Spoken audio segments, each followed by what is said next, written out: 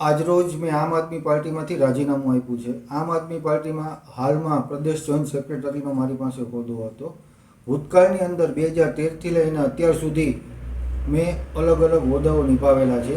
મહાનગરપાલિકા પ્રમુખ, જિલ્લા પ્રમુખ અને એ ઉપરાંત જિલ્લા પ્રમુખ હોવાને નાતે મેં એક આમ આદમી પાર્ટીની જે 5 સીટ આવી હતી એમાંની એક સીટ જુનાગઢ જિલ્લાની છે. એ મારા નેતૃત્વમાં આમ આદમી પાર્ટીને મળેલી છે. પરંતુ રાજીનામું આપવાનું એક મહત્ત્વનું એ કારણ છે કે આ અત્યારની પરિસ્થિતિ જોતાં એવું લાગે છે કે આમ આદમી પાર્ટી એની વિચારધારાથી વિમુખ થઈ રહી છે.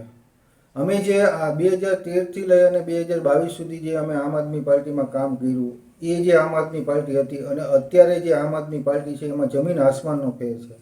અત્યારે સ્પષ્ટ એવું દેખાઈ રહ્યું છે કે આમ આદમી પાર્ટીએ ભાજપનું એક કામ કરી રહ્યું હોય વોટ શેર કાપવા માટે અને ભાજપને ઇનડાયરેક્ટલી ફાયદો થાય એવી રીતનું કામ થઈ રહ્યું છે.